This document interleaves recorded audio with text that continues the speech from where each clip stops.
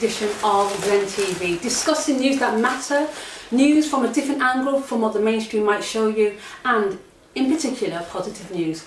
Our panel of guests, as always, we've got the G-Man, Carl Muir, Tony Lormer, Damon Haig, Jar Wisdom and Cal Calorai.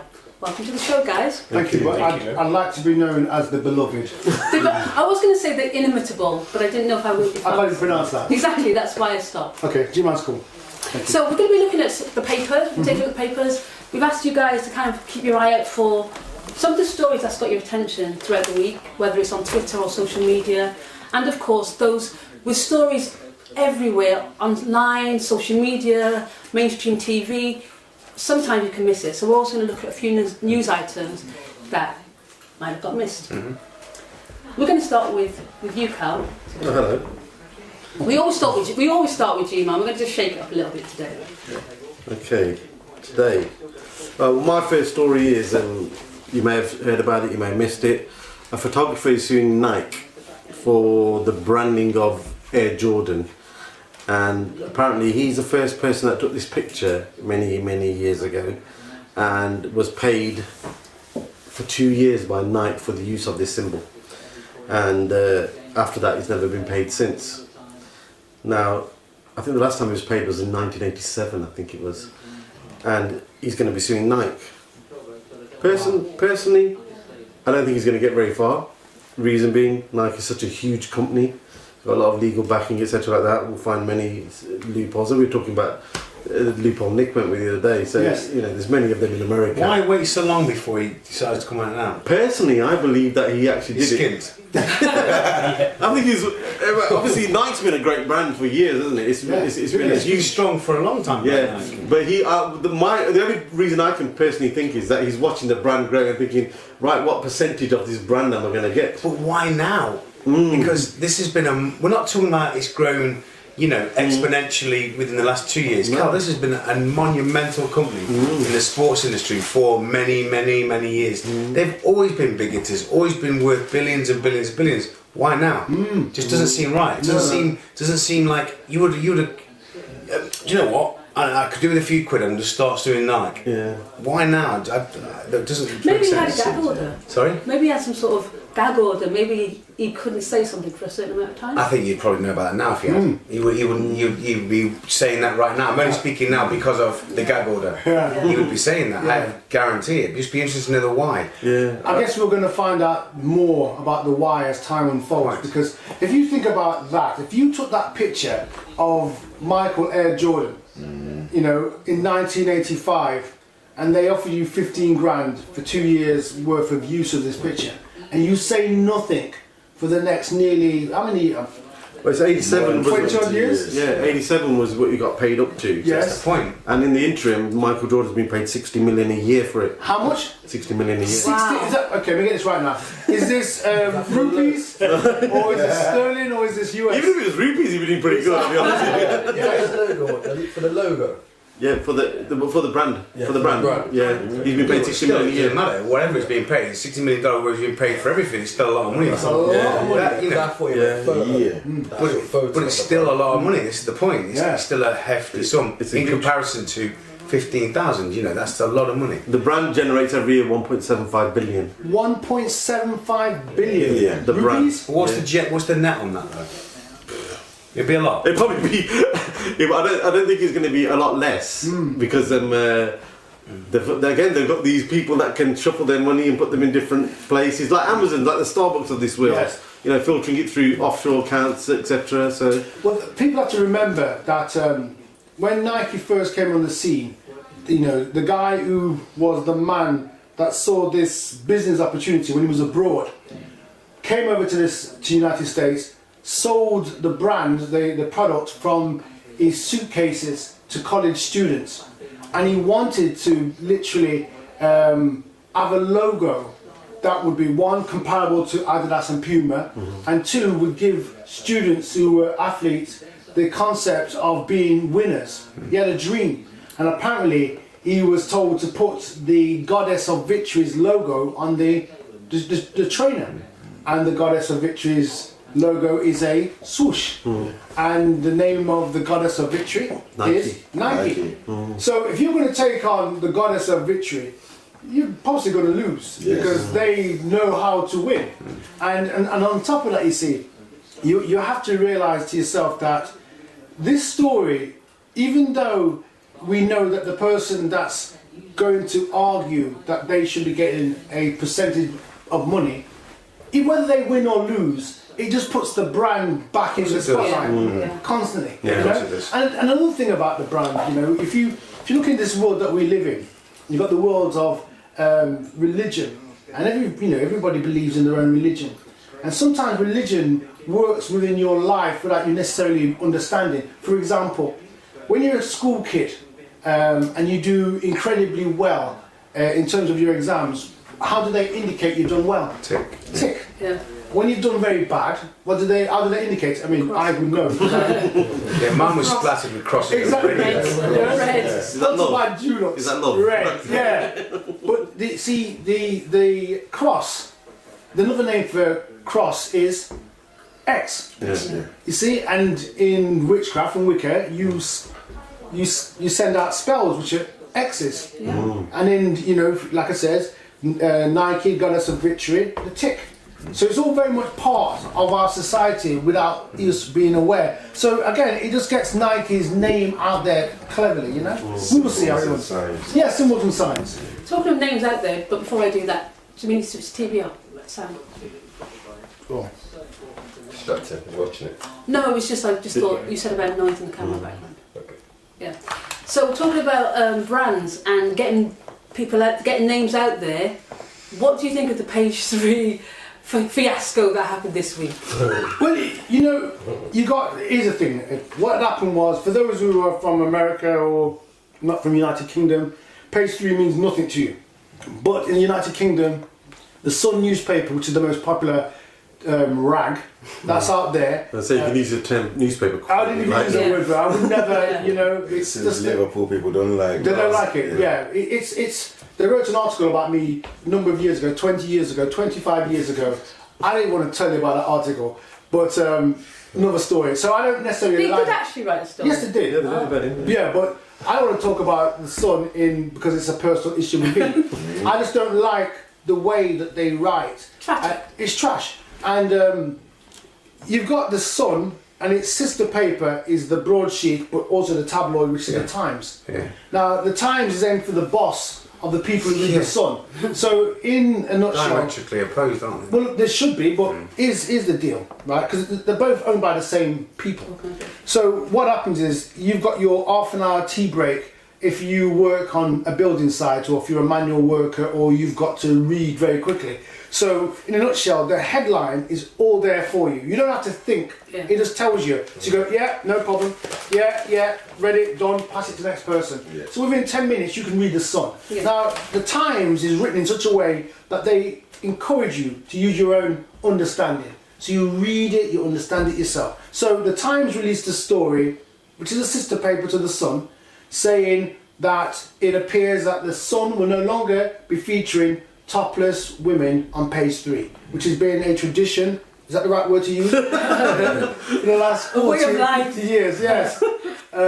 It's the gateway to porn for young men. Yeah. So you can literally have porn in your house and say, I'm only buying this newspaper because of its sports coverage. You see? Because the Sun's sports coverage apparently is the best out there. But very few people start from the back pages. They tend to, and look, and kind of thing. I used to know a girl from my school that was a page 3 model. And yes, but anyway, We won't go there. no, I'm sure I was with BBC and I actually pointed out through the window of Costa Coffee and says, oh, she used to be a model, but that's another story.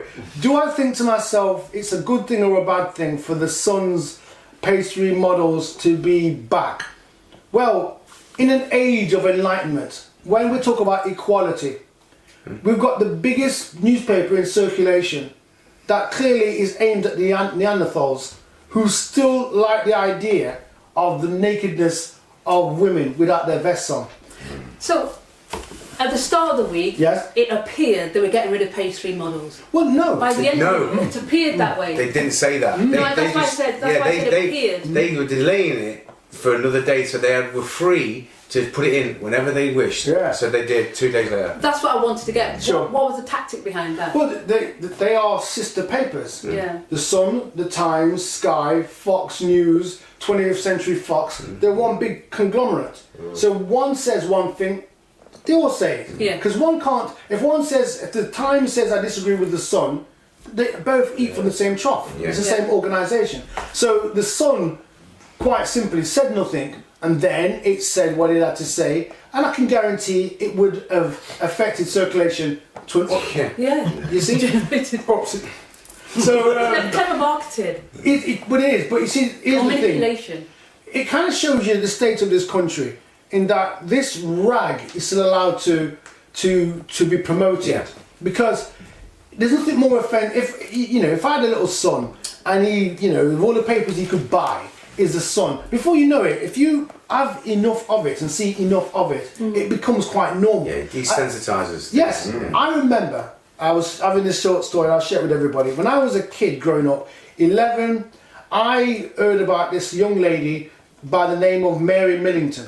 Yeah. Now, Mary Millington, you see, Mary Millington, acknowledges there. Yeah. Mary Millington was a model from a magazine called Playbirds. Now, Playbirds, if you can imagine, you had smash hits, you got GQ magazine, and Playbirds was nothing like them. So, if you can I imagine, think they called them top shelf. top shelf. Now, when he was 4'7", you had to make sure that everybody was emptying the shop before you actually reached up to actually try to get the top shelf magazine. Now, You're smiling. well, you see, there you are. But here's the thing, right? I remember when she committed suicide because she was very unhappy about the line of work that she was in. And I look at people who are paid through models. I look and I think to myself, they can't be happy just to be famous and appreciated just by the fact they wear no vests. And the problem you've got, you see, when you start reading, in my case, I speak on behalf of me, when I was a kid reading those magazines, reading that newspaper, it was a doorway to stronger stuff, stronger stuff, stronger stuff. You never just stay at Playbirds, or you never just stay at the Sun, page 3. If you're into it, you go to another level. I was leading on from that. I was speaking to some guys this week at work, and I was saying to them about their sons that are 14, 15, 13, something like that. And I says, do you monitor their laptop use and cap what they can see and stuff? Went, oh no, we don't. I went, but what do you think they're looking at? Yeah. The unlimited access of stuff that you can see on the internet isn't even funny anymore. It's such a level. When we was a kid, as you rightly said, you see page 3, woohoo. Yeah. And then what happened was someone would show you a nudie mag like we did. Remember? Yeah. Them things. What's that? Yes. Yeah. What? Eyes bulging out, everything else bulging out, just looking, thinking, what the heavens is going on? Way beyond that, my friend. Yeah. That's now, right. the level of stuff that goes on, it's desensitizing the kids so severely. The norm is so horrific that now, I mean, it's horrendous. Do you think even as parents, though, people kind of just almost accept it? Like you said, your friends didn't have a clue. I think it's bad parenting, innit? Come on. Well, not just bad parenting, it's the desensitising, as you've said. It's like, it's the normal, he's 13, what do you expect him to be doing? We say about bad parenting, let me explain why. Caroline and I, my other half, we're sitting with George, a little boy, and we sit having dinner and we're talking in a restaurant. Everyone around us, and I kept saying to her, look, father was on the phone, kids were on iPads, and the wife was on an iPad. I went, no one's talking anymore, because it's easy. Yeah. It's easy to stick your kid down on the side and give him an iPad. something to occupy his time that isn't positive. However, if you do a basic study with your kid, because we do it, and limit the amount of time they can use things, because if you see it, they are different after they've been out. They're not the same. There's something going on in them things. Yeah. They are more. We pull George off and say to him, "You must talk to us. You must continue to communicate," because he zones off for like an hour afterwards. There's something not right in it. So when you say it's not necessarily bad parenting, Dawn, we are responsible for these things, these small things growing up, and we have to monitor the fact that they're. But it's the can't say the word. Yeah. Desensitizing. Yeah. So as a parent, to you it's normal. So you can't, if you don't see for yourself that this is going to affect your child, or the negative effect it will have further on. Ignorance is not an excuse. No, but what I'm saying is, if they don't see the importance, how can they then teach their child any different? So you and Caroline see that there's an importance and need to teach George differently. Therefore, you will act accordingly. Yeah. If you're a Sun newspaper reader, those things kind of go over your head. I remember, right? You're making a good point, but I remember when, I think it was in the late 80s, early 90s, another paper came out that pushed the boundaries beyond the Sun. Yeah, sport. The Sport. Oh, yeah. Now, my excuse for buying the Sport was that I wanted to know more about beloved Liverpool, right? And ordinarily, in the Sun, you go to page 3 and you see, ooh, hello. Right? Now, the Sport... What, John Inman? Yeah, of course. And I'm 3. And, but with the Sport, it was page after page after page. Yeah. Now, the people who did the Sport, right, are the same people who own West Ham. Yes. Right? Now, it's become like a normal thing. They're not despicable people, but they've made their money through the exploitation of the opposite sex. Right. Now, the problem you've got in that situation, because nobody challenges them, people respect the money. Yeah. So how you make your money, people don't really care what you've done. That's the moral decay of a nation. So when a nation turns around and says, you know, in God we trust, and they put that logo on money, it means that the God of money, the God of mammon. Yeah. And in this nation, I mean, I've had 4 children myself, 4 that I know of, and we had central eating problems back in the day.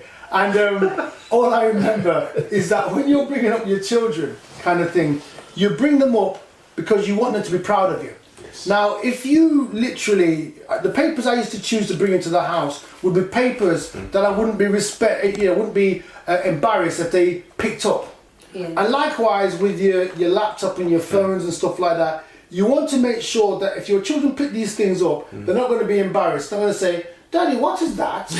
you know, I don't explain no, but it's things that adults do. It's a flower. That's right. Yeah. So, which reminds me of the film Citizen Kane. Yeah. In the film, the main character, he used to always say that word. Rosebud. Yeah. Rosebud. It's a flower. That's what it meant. Rosebud. Anyway, I digress. So, what we need is people who stand up morally. Yeah. Mary Whitehouse was the last person I remember. She was turning around and saying TV is going too far. If she was alive today, Oh God. she'd be dead. You're probably turning in the grave now. Exactly. I think that leads on nicely to the story I was talking to you earlier about. Oh, yeah. In terms of there's a really interesting story in the Mail, and it's about Ofsted, and they're doing the summaries of the schools and marking them accordingly. And there's a lady here who's actually basically saying that the headline says, "Girls of 11 quizzed about lesbians and how Whitehall zealots are waging war on Christian schools." Schools are being marked based upon religious belief, Christian beliefs, Roman Catholic. Them type of schools are being marked down for no other apparent reason than what they think is a war being waged against them by the Ofsted inspectors. And so much so they're saying here that all the schools are being, for no reason are they being marked down, and the kids are being asked about homosexual, lesbians, things that aren't pertinent to the actual of their level of inspection. There's no need for them to be speaking about these type of things. Not that I disagree or agree with them. I'm just saying to them, if the moral fibre of our country is being lifted even by the authorities that are controlling the schools, it takes people to stand up. But this is what I'm saying about the bad parenting. In just that so much power is taken away and people are just accepting So it. who's taken away by who? Government, generally. Hang on a second. Power is within you. No one can take the power from you. Yeah, that's a good That's my point. Yeah. So no one can take my power away. I refuse. Send me to prison, you do what you want. I've been there, it doesn't matter to me. Power is within us. We have our children and family, and our beliefs are all our own. No one can take. You look at every great man through history, Gandhi, Martin Luther King, all these great men, Malcolm X, all these people who stood for something that everyone looked down upon them for. The power is within each and every single one of us to stand up against all the tyranny around us, whether the government say not. Who are the government to judge me? Yeah. So I disagree with that. I think we all have the power. Correct. Every single one of them, everyone who's listening to this, we have the power as a people in our own lives to judge our own lives how we so fit. How do you suggest people go from apathy to what you're saying? It's a good answer, good question. I think I think that you are a measure of the friends around you, how you live your life. All those things are in question. If Any our way, suggestions well, first? our way, we are a collective of people that Yeah. believe in something called ZeN that we started as a collective that sit here on a Saturday and we share and chew the fat on news points and challenging stuff. But at the centre of our core is we have a set of morals and integrity set between us all, that we're not governed by the powers of be that we think of the government. We adhere to a set of protocols that aren't dictated to by any man. So if that's the case, we're showing through our collective of ZeN that we can be free in our thinking. And then we're not just the only ones. No. There's some people, interesting people, whether you believe them or not, challenging the status quo. Russell Brand, David Icke, some quite interesting people. Again, I'm not saying they're right or wrong, I'm saying they're challenging traditional thinking. And you want to look at some of the things they're saying, they're challenging. Russell Brand had Paxman in bits, so much so he's now retired. I'm not saying he was the actual product of that. I'm saying Russell Brand is a very, very clever man. Yes. And he challenged him intellectually enough. And on a decent spiritual level, and I can't say where I think Russell Brand's spirituality lies, but at least he's trying. Yeah. And he's trying to knock the status quo to say, with the government as it is, offer us an alternative of what we have now, then I may be in a position to vote for them. As it is, I'm not interested, and me too, not interested in voting for those who've Labour, Conservative, I don't even know, all the same now. At least when I was a kid, there was Neil Kinnock, who was pretty on it, and then there was Margaret Thatcher, who were, as we've said before, diametrically opposed, but at least they were the opposite ends of the spectrum, one looking after the working man. I'm not agreeing, they were different and you could define them. Now we're all great. One of the same. Quite, exactly. If we still got polar opposites, if we haven't got polar opposites as basically on a political stage, and there's no distinction between them, and also the way people are fragmented as people, because that's what we are, we're fragmented. We have shown solidarity when the Iraq war happened, 1 million people marched, and we were still ignored. So what's it going to take for things to really change politically and within society that's actually going to make a difference? Because it's an alternative, Cal. At the moment, there's no candidate or nobody standing for an opposing way, whether it's right or wrong, against the status quo as we have it. We're not given the choice. The choice is taken away from us. Yes. We're only given 4 choices that are poor choices at best. So there is no choice. So unless there is an alternative, then we can then choose to say, yes, you are completely right. And do you know what? In actual fact, they weren't like that lot there in blue. They weren't that bad. We haven't got that because we're not allowed to have, because they're controlling everything. If they're taking away Bible's teaching from schools, or Catholic teaching in schools, or any other whatever teaching in schools, that you're telling me that's a good thing. Divide and rule. They're dividing and rule. They're taking away every form of understanding. They're making the internet so desensitized to kids and all the rest of the people that are involved that we are hurting each other and teaching kids that bad is good. I mean, these days, if you believe in something and have a good heart and try to help, people will look at you as if you are odd. How can that be? What bad is good and what's good is bad? That's a world that is upside down. Do you think that's because our moral compasses are changing as we... On purpose. Yes. We're being taught to change them and they're telling us to do so. Yeah. But do you think that's from the accumulation of wealth, more in the middle classes now, and changing the way they are as people? Because I see a slight alignment to increase wealth and not giving a damn. I don't think it's a class thing, Cal.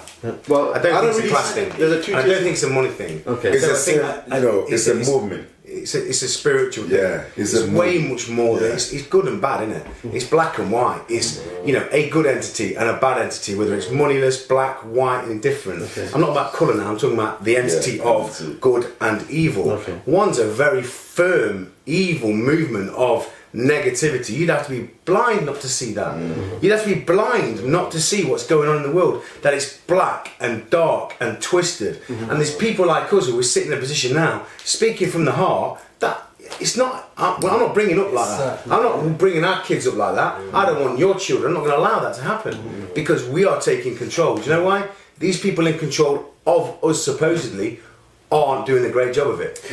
I wanted to They bring don't up a even point. know themselves, to be honest. I wanted to just move it on a little bit and bring up a point. Like, we're talking about apathy, from going from apathy to actively doing something and affecting where we live in a positive way. A couple of weeks ago, dominated the papers was the French attack. 17 people died, tragic. 2,000 people were burned, shot, burned alive, drowned, shot, hunted in Nigeria. Yet what dominated the papers? What dominated the papers? Charlie Hebdo, it's got to be. Yeah, the 17. Yeah. Yeah, somebody said that it's not their first priority. You know. And do you know what? I Their first read. priority is what is happening in France. Yes. Yes. So I think the Africans have to realize and stand up on themselves. They shouldn't rely on any. The thing about it is, Dawn, it's a smoke screen. While this hand is doing this, that hand's doing so much more. And because they control the media, they're telling us that's terrible. Everyone's going, ooh, while the right hand over here is some real atrocities going on, not some fake nonsense that they've made up. And that's what was sad. That's my point, actually. Some of the things I read, what media have put, an article saying, we're blaming Western media, but media coverage won't stop Boko Haram's bloody rampage. Sure. Check out the Bring Back Our Girls. They're saying, what difference does it make? They're saying raising an awareness won't give the Nigerian government the willpower to fight Boko Haram. Again, what difference does it make? Nigerian political elite do not value the lives of their compatriots. What they're saying here is, what does it matter? We can't change anything. And it's press like this that's continuing that escalating apathy. The journey of 1,000 miles begins with one step, and it's that kind of mentality that changes nothing in this world. Every great person who's changed any oppression in this whole world as we know, Gandhi, some of the people we spoke before, started with one step, and everyone told them they were mad. You know, everyone starts the first journey with one step. You can't run yet, but you start with one step. So it can change, and it will change, if enough people take one step at a time. We say this time again, you may not run, but as long as you're moving forward, you're taking one step at a time, it's enough. And after a step, then you can begin to run. And this thing will snowball if we do not let momentum stop. Yeah. If you look, say, with history, you realise what's happened and then how it's repeated. I remember, there's a point to this, I remember in 1979 when the Conservative government in Britain came to power. Mrs Thatcher was the first female leader of in this country. She came to power. In 1979, Conservative in power. 1980, rioting. 1981, I think it was 1980, you had mass unemployment, 81, rioting, or the other way around. The rioting in London, then it went on to rioting in Handsworth in Right. 84, etc. Right. So then fast forward, right, to 2009, Conservatives come back in power again. Within 1 year, you've got mass unemployment. A year later, you have rioting. But go back to the 70s. Go back to the time when they were showing you the Conservatives coming into power. There was an advert that came on TV by the DTI, Department of Trade and Industry. And it's showing you this lady who had this big picture. And she was a picture of flowers, and she's hanging it on the wall. And as she hung it onto the wall, the pictures became like a moving film. And it was a gorilla charging on the picture. And she jumps back, and what they were showing you was the prototype flat screen TVs. So fast forward to 2009, and the Conservatives come back into power. 2010 you got mass unemployment. 2011 you got rioting, and this time people are stealing flat screen TVs. It just repeats. Whenever a person comes into power, whenever a organisation is in control, they have an end game. Yeah. If you're a football coach, or you're a rugby coach, you're a sports coach, boxing coach, you have an end game. It may be a case of just tie that person up as a boxer for the 5th round, then in the 6th round, do something else. Rope-a-dope, Muhammad Ali, right? There was a strategy. There was a strategy. The reason why his was more like a spiritual strategy, because he had a plan to fight Foreman. But what had happened was his feet got sticky on the canvas, which meant he couldn't do the Ali shuffle. So he just took the beating on the ropes. And then once Foreman had punched himself out, Ali says, "Is that all you can do?" Pushes him away, knocks him out. Now, what I'm trying to explain to you is, but that was divine because somebody had predicted that. Somebody had said the sucker woman was going to suck out the energy out of Foreman. Yeah, right. So let's understand what's happening in this day and age.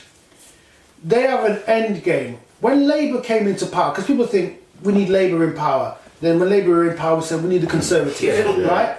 You need to understand where the modern politics all happened in terms of Labour. 1993, 3 members of New Labour were invited onto a boat organised and driven or controlled by the Bilderberg Group. At that point, nobody had really heard of this organisation. These 3 go on. They become members. Within a few months, the leader of the Labour Party dies. Heart attack. Happens all the time. They become leader of Labour, deputy, and the other person's title was the architect. Have you ever heard of the title architect in politics before? No. Politics. Have you ever heard it in any other organisation before? Illuminati. Freemasons. Right. The head is called the architect. But once you get a bit deeper into the old religion, Freemasons don't like to hear this, and people who are into the secret society don't like to hear this, but the architect's real title is Lucifer. Okay? So this guy had the same title. Within 3 years of being leader, deputy architect, prime minister, deputy architect. Within 2 years, they sell a quarter of the gold reserves of this country. And then they literally do this millennium celebration in the year 2000, 1999-2000 at the Millennium Dome. The Millennium Dome, when it first was being talked about being made, was 200 and something million. What would it end up at? It was 1.2 billion. 7 million, that's really cost. There you are. Ended up, end game was 750, ended up being $1 billion. There you are. Now, a brick is a brick. The technology to make a brick doesn't change in years. So if the brick if you need 1 million bricks for the Millennium Dome, and each brick is 20 pence, it will cost you X amount of money. But remember, most of it's Teflon. You see? But whatever the cost is, It's you see? But the point is, unless if you, it's like anything. If you leave a kid in a sweet shop, it's not going to say, you know what, Mum, don't like me eating sweets. I'll have a couple. Do you know what? I'll have 3 and I'll call it quits because it's not right. They're going to eat till they fall down. That's right. So they are unrestricted in their want. Likewise. To follow on with what Damon says, the child has access to the sweet shop. Then after a while they realise, wait a minute, I can control this sweet shop. So the first thing they do is build a barricade. Right? Where they can Keep feel the parents from getting into the shop. Then the next thing they do is that, wait a minute, I've got to make sure that I look after my own. So we can celebrate the sweet shop. So they make sure there's a back passage that they can actually come into and actually partake in a sweet shop. And then as years go on, they realise we're coming to the end of my life. I have to devise a strategy where my people can continue in the sweet shop. And then they devise a system. They may call it a certain school. They may call it the School of Harrow. And it means that anybody who goes to Harrow School has access to the sweet shop. Or Eton. The old boy network. The old boy network. And if you look around the world, it's the same thing. Change the sweet shop's name, it's the same thing. It's Harvard. Yes. Of course it is. You see? And so how do you change this? It's when the people outside the sweet shop say to themselves, wait a minute, sweets aren't good for you. We don't need sweets no more. So therefore, we're not going to give you any control over our life. We ain't going to buy from you no more. You can continue to sell whatever you want, but not to us anymore. But if you think about it, when we said what can we do, where the statistics we were talking earlier, Cal, about the wealth of the world, and I tweeted it on Monday about the wealth of the world. 80 people control the same as like. How, 80 people own 50% of the world's wealth. Okay, that's impossible. So as much as 3.5 billion, and they reckon it's possible in this unfair society. But by next year, they reckon it will be more. Now, if that's the case, so less people, or the same 80 people will worth more than They will own more than 50. So it's growing. Now, if that is the case, think about this. How can 80 people, in terms of control, now, okay, they have their fingers in pies to control people or whatever. Say they control the military. Say they control the police and the military, or some other people. There's a lot of us, man. There's more than us. There's more than us. Yeah. Now, how can they control us? I'll tell you why it is. And you talk of any of the studies or any of the books or any of the old books that you can get, like the Protocols of Zion. You need to read these things that are out there that will enlighten you to the way that these people who own the sweet shop are controlling the sweets. Because it's only by fear that we are all controlled. Sure. You take away the fear, we can do anything. Have you heard the story of how you train an elephant? It's funny you should say that. Yeah. I do. Right. I'll tell you how they do that. Okay, so do you think it's time for a Bolshevik type revolution? Because that seemed to have worked well in the Russian era, didn't it? Can I just hold that thought? But you see, Wait, sorry, can I just hold that thought? Can we just do the elephant story? Because you've said it and you never explained it, and then we'll move on to yours. Okay. Sure. Yeah, if you're going to, coming back to the point, so I saw this story about how do you control an elephant? It's a jumbo, it's massive, it's got this piece of string and it goes nowhere. And the elephant trainer says, when we've got a kid and we've got this baby elephant, what we do is we tie a big rope to it and we tie it to a tree. So every time it struggles free, it cannot break this big rope. And then as it grows older, they just keep the rope and they keep it tethered. And in keeping it tethered, the elephant always remembers that it's tethered with its leg. So when it gets older, it's walking around with a piece of string almost, and it goes nowhere because it's been trained to believe that it goes a different way. It's the same thing in life. Conditioning. And what you've got to do in a nutshell is change the conditioning of people.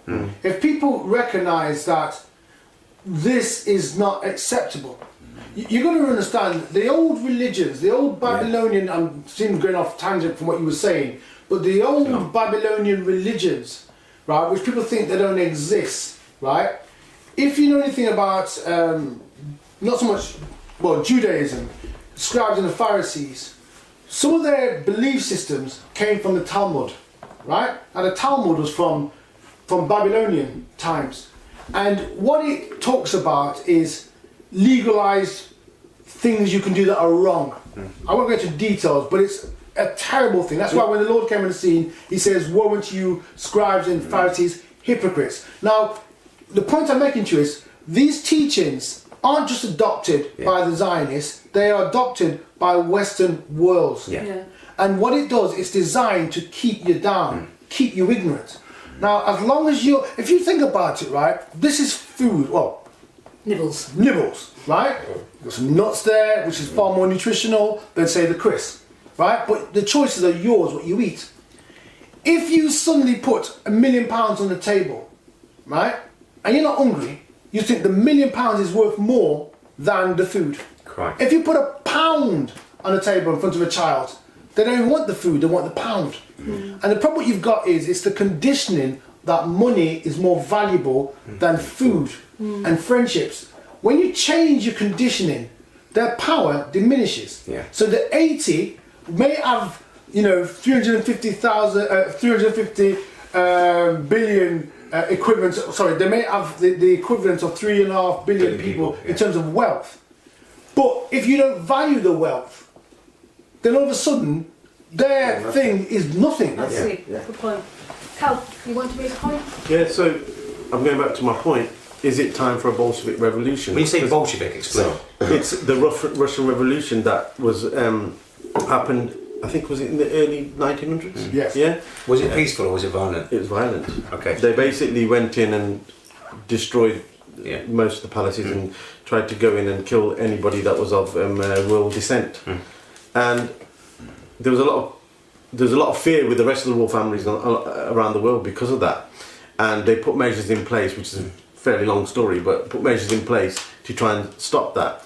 Is it time for us to revolt as people? We've done the million people march for war to stop it, and they've ignored us. Where does it come to a point where we're going to make a difference by getting together? You see, they have a structure, they have designed their own strategy by telling you that if you rise against them, you are terrorists. This is what they put in young people's mind. What we must do differently is, I think we should learn more from less from the Bolsheviks and more from Gandhi. Well, okay, even going back to the Bolsheviks, right? At the time of the Russian Revolution, the Russian hierarchy loved the French. They spoke French. They spoke French. They only spoke Russian to peasants. That's right. So everything that wasn't on their level, they spoke Russian. Everything that they thought was what they wanted to be, they spoke French. Now the people behind the Russian Revolution, right, wasn't necessarily just down to the people. The people were sick of being spoken to in their own language, right? How dare you speak to me in my own language? Oh, you speak to me in French, I don't understand. See, that makes no sense, right? So you realise that the whole revolution really didn't make any sense because they removed one dictatorship for another. Right. Yeah. And if you look carefully, in France, it happened in France, I think, before. So we removed the French hierarchy. Aristocracy, Got rid of them all. Yeah. Right? And then replaced it with a republic. Look in the world today, the people who control liberty and the law and ethics and ethos, French. Now, look what happened with the Charlie Hebdo thing. That happened in France. Yeah. So if you know that's a made-up event, it started from France.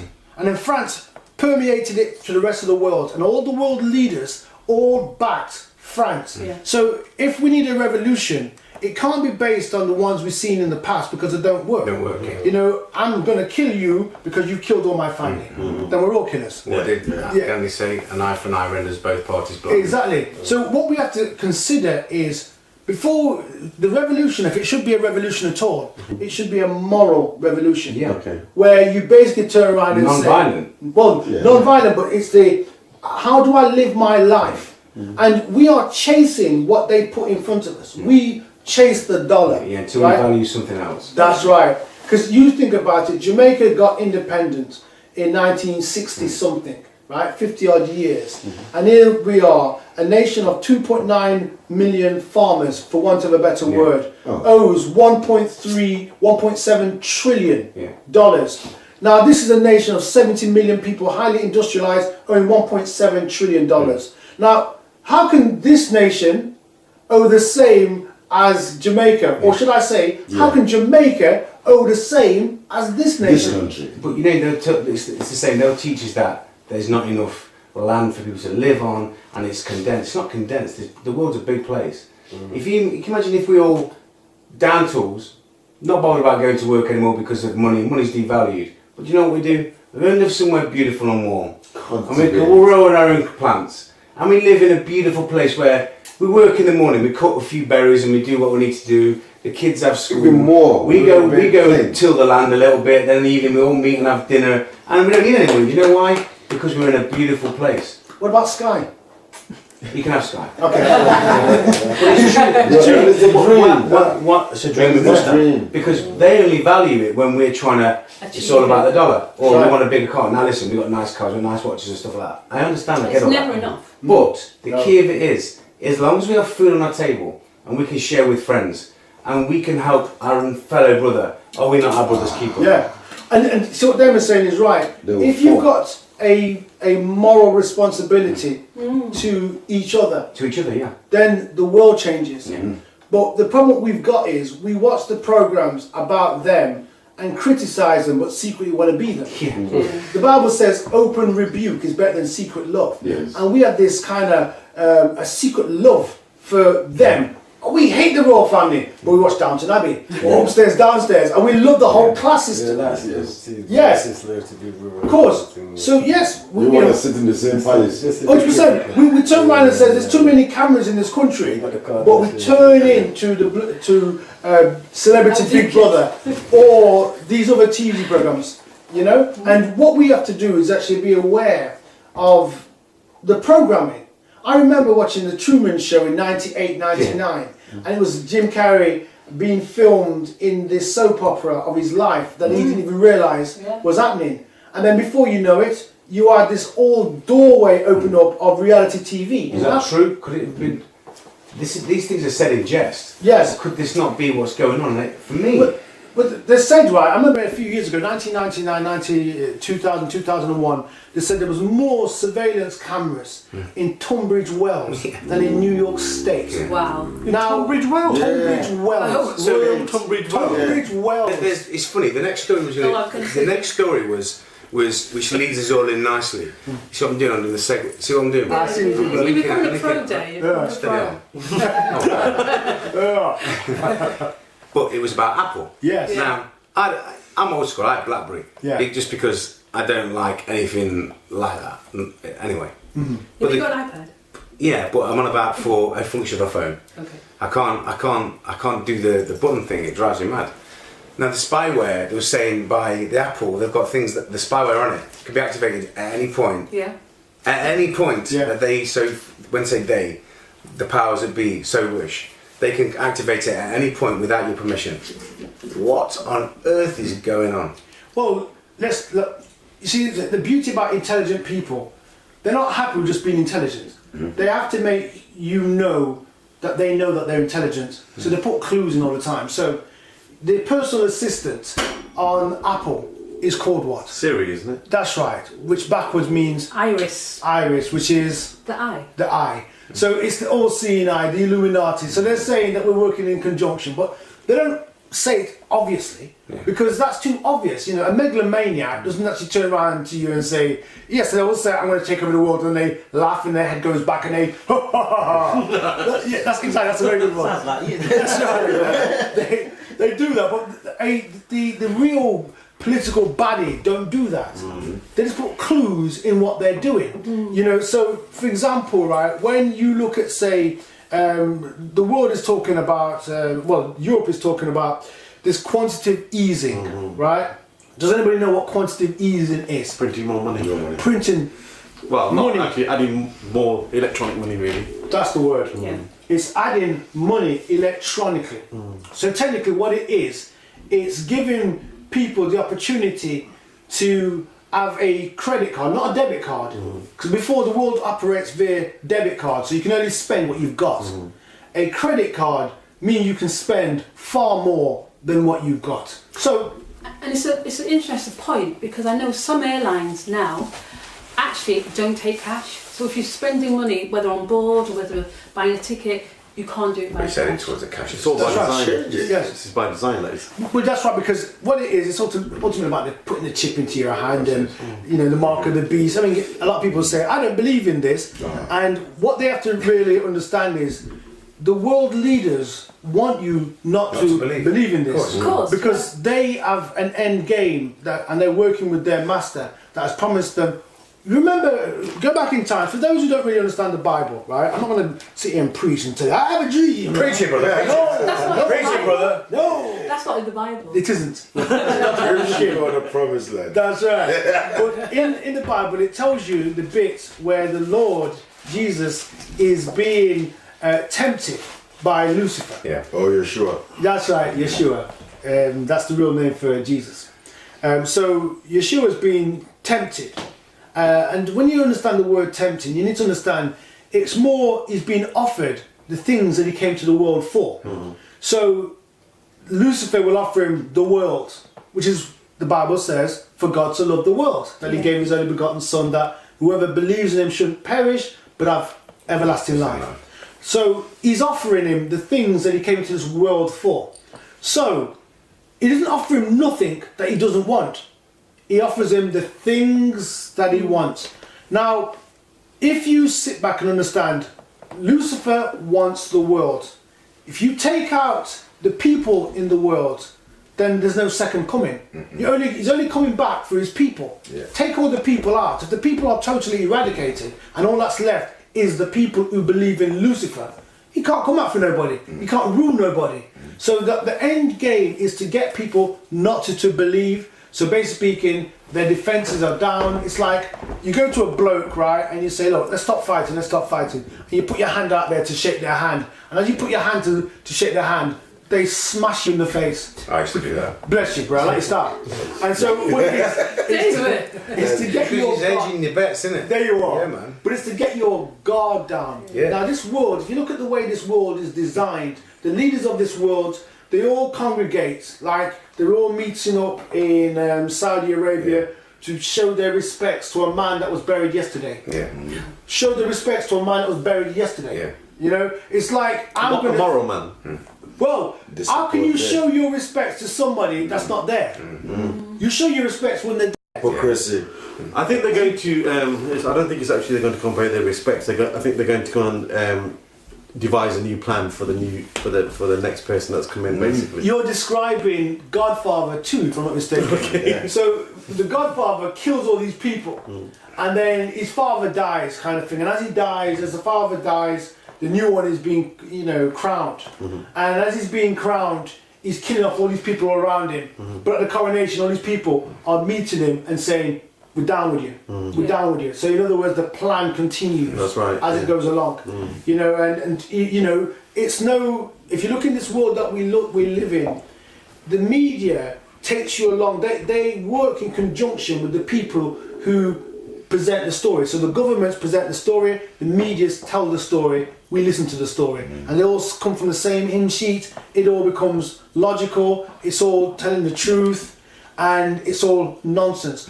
What needs to happen, really and truly, is people being able to rightly divide, as the Bible calls it, the word of truth. And what it means is you have to understand that these politicians, by definition, they're lying. You mentioned Neil Kinnock. At one stage, this man could not get into power because he didn't align himself to certain people.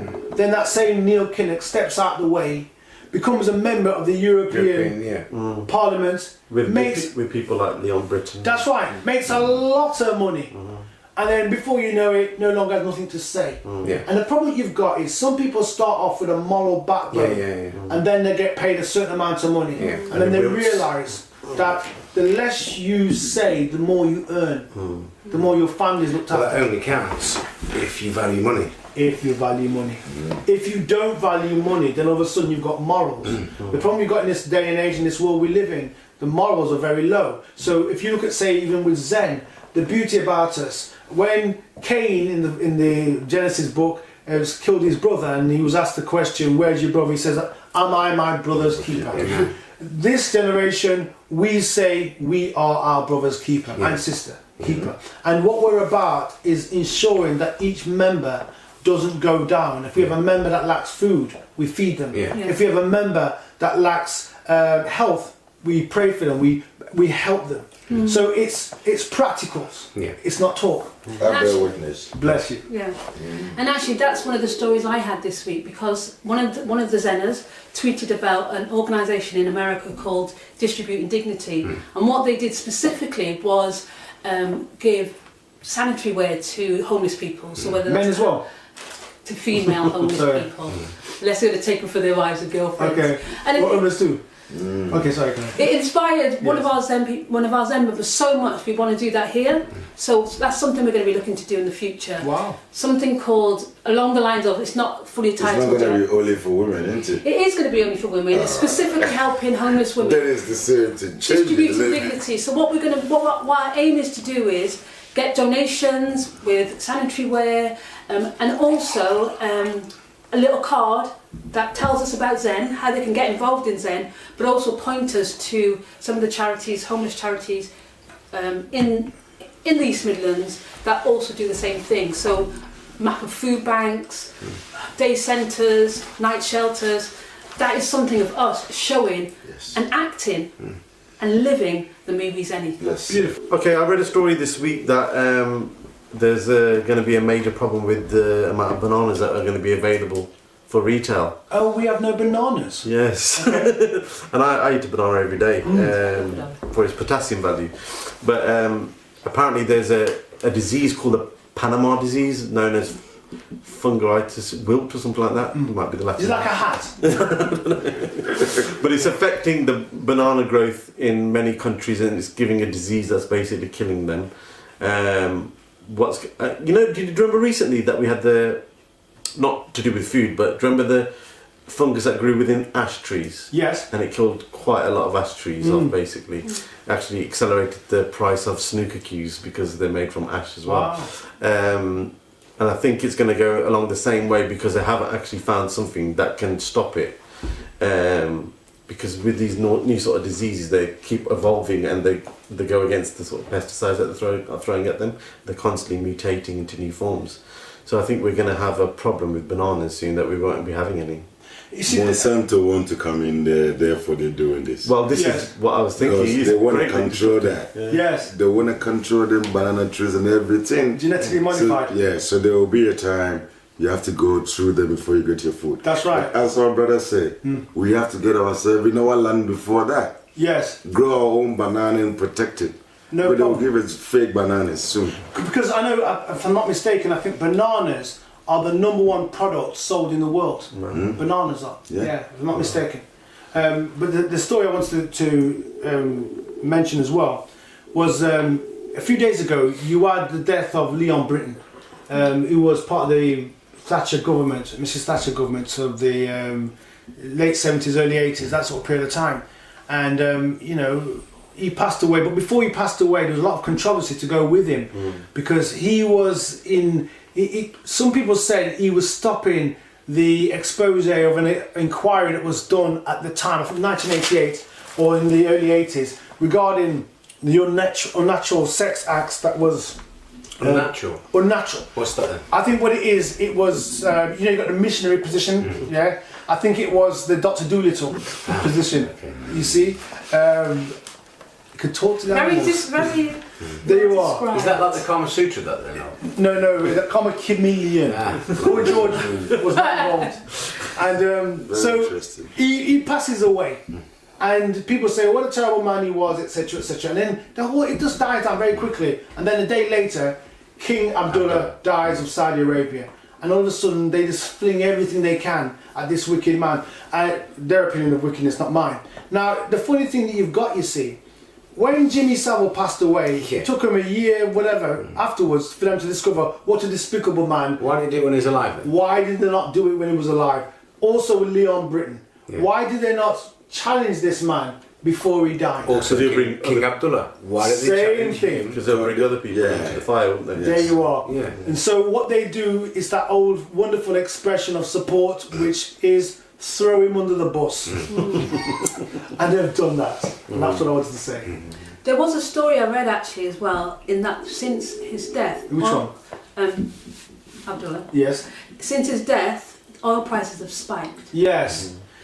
Can you comment on that? You see, that's the joke, right?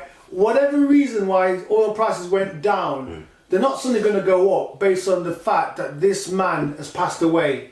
And just as he passed away and the new guy comes in, he explains everything remains the same. So there's no need for the oil to spike up. They just need an excuse to make more money. That's right. You see, that's what it's about. Yeah, of course it Nonsense. Okay.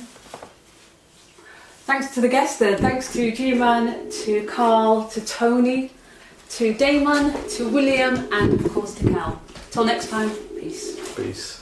Yes. West Side. I don't know why I did that. I don't even do that for real.